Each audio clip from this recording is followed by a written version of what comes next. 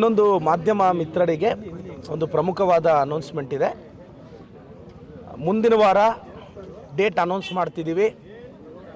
ಕೇಂದ್ರ ಸರ್ಕಾರ ಮತ್ತು ರೈಲ್ವೆ ಇಲಾಖೆ ವಿರುದ್ಧ ನಾನು ನಮ್ಮ ಪಕ್ಷದ ಎಲ್ಲ ಸದಸ್ಯರು ಕೇಂದ್ರ ಸರ್ಕಾರ ರೈಲ್ವೆ ಇಲಾಖೆ ಮೇಲೆ ಮುಂದಿನ ವಾರ ಬೃಹತ್ ಪ್ರತಿಭಟನೆ ಮಾಡ್ತಿದ್ದೀವಿ. ಶಿಡ್ಲಘಟ್ಟ ಸರ್ಕಲಿನಿಂದ DC ಆಫೀಸ್ವರೆಗೂ. ವಾರ್ಡ್ ನಂಬರ್ 30ರಲ್ಲಿ 300 ದಲಿತರ ಮನೆಗಳನ್ನ ಖಾಲಿ ಮಾಡಿಸಿ ರೈಲ್ವೆ ಟ್ರ್ಯಾಕ್ ಹಾಕ್ತೀವಿ ಅಂತ ಹೋಗ್ತಿದ್ದಾರೆ. ನಾವು ಯಾವುದೇ ಕಾರಣಕ್ಕೆ ದಲಿತರ ಮನೆಗಳನ್ನ ಖಾಲಿ ಮಾಡೋಕ್ಕೆ ಬಿಡಲ್ಲ.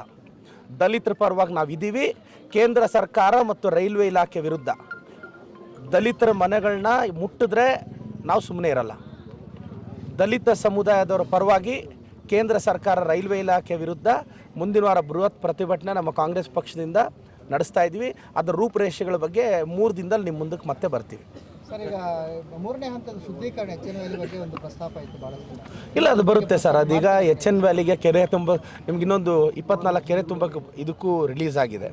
ಸೊ ಹಂತವಾಗಿ ನಮ್ಗೆ ನಂಬಿಕೆ ಇದೆ ಸರ್. ಎತ್ತಿನೊಳೆ ನೀರು ಬಂದುಬಿಟ್ರೆ ಎಲ್ಲದಕ್ಕೂ ಅಲ್ವಾ, ಅಲ್ಲ ಎತ್ತಿನೊಳೆ ನೀರು ಬಂದರೆ ಇದರ ಸಮಸ್ಯೆ ಇರಲ್ಲ ಅಂತ.